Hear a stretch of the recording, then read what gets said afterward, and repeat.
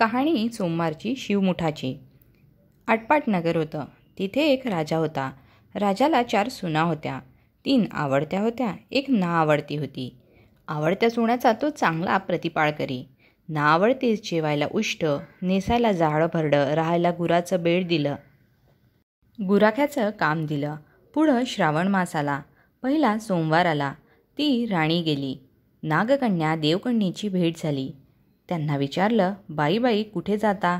महादेवाच्या देवळी जातो. शिवमूठ वाहतो. त्यानं काय होतं? भ्रताराची भक्ती होते. इच्छित कार्य सिद्धीत जातात. मुलं बाळं होतात. नाआवडती माणसं आवडती होतात. वडील मनुष्यापासून सुखप्राप्ती होते. मग त्यांनी तिला विचारलं, तू कोणाची कोण?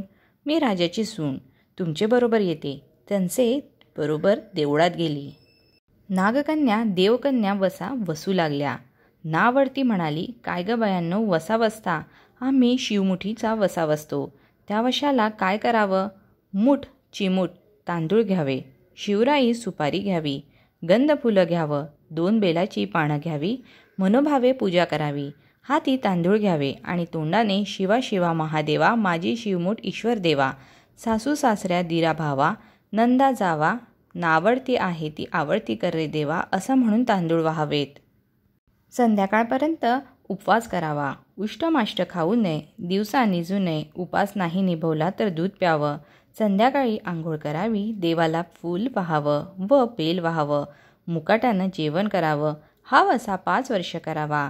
पहिल्या सोमवारी तांदूळ, दुसऱ्यास तीळ, तिसऱ्यास मूग, चौथ्यास जव आणि 5वा आला तर सातू शिवमुठाकरिता घेत जावे. पहिल्या सोमवारी सगळं साहित्य नागकन्या देवकन्येने दिलं आणि दुसऱ्या सोमवारी हिला घरून आणायला सांगितलं. त्या दिवशी हिनं मनोभावाने पूजा केली. सारा दिवस उपवास केला. जावांना नंदाने उष्टमाष्ट पान दिलं. ते तिनं गाईला घातलं. शंकराची आराधना केली आणि दूध पिऊन निजून राहिली. पुढे दुसरा सोमवार आला. नाआवडती घरातून सर्व सामान मागून घेतलं.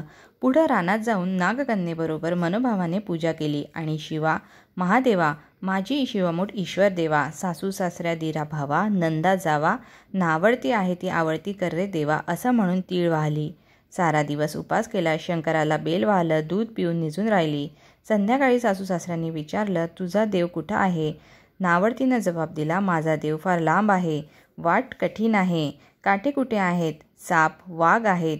तिथे माझा देव आहे. पुढं तिसरा सोमवार आला. पूजेचे सामान घेतलं. देवाला जाऊ लागली. घरची माणसं माग चालली. नावडते तुझा देव दाखव म्हणून म्हणू लागली. नावडतीने रोजचा सराव केला. तिला काही वाटलं नाही. यांना काटेकुटे पुष्कळ लागले. नावडतीची दया आली. आजपर्यंत रानात कशी येत असेल कोण जाणे. नावडतीला चिंता पडली. देवाची प्रार्थना केली. देवाला तिची करुणा आली. नागकन्या देवकन्या ह्याच वर्तमान देऊळ सुवर्णाचं झालं. रत्ने जळीनाचे खांब झाले. हंड्या हुंबर लागली. स्वयंभू महादेवाची पिंड झाली. सगळ्यांनी देवाचं दर्शन घेतलं. नावडती पूजा करू लागली. गंध फूल वाहू लागली. नंतर मूग घेऊन शिवा शिवा महादेवा, माझी शिवमूठ ईश्वर देवा, सासू सासरा दिरा भावा, नंदा जावा, नावडती आहे ती आवडती कर रे देवा, असं म्हणून शिवाला वाहिले. राजाला मोठा आनंद झाला. नावडतीवर प्रेम वाढलं. दागिने लायला दिले. खुंटीवर पांगोळ ठेवून तळ पाहायला गेला. नावडतीची पूजा झाली. पूजा झाल्यावर सगळं माणसं बाहेर आली. इकडे देऊळ अदृश्य झालं. राजा परत आला. माझं पागोटं देवळी राहिलं. देवळाकडे आणायला गेला. तो तिथे एक लहान देऊळ आहे. तिथं एक पिंडी आहे. वर आपण केलेली पूजा आहे. जवळ खुंटीवर पागोटा आहे. तेव्हा त्यानं सुनेला विचारलं, असं कसं झालं? माझा गरिबाचा हाच देव. मी देवाची प्रार्थना केली. त्यांना तुम्हाला दर्शन दिलं. सुनेमुळे देव भेटला म्हणून तिला पालखीत घालून घरी आणली. नावडती होती ती आवडती झाली. जसा तिला शंकर प्रसन्न झाला तसं तुम्हा सर्वांना हो. ही 60 उत्तराची कहाणी 5 उत्तरी सुफूळ संपूर्ण.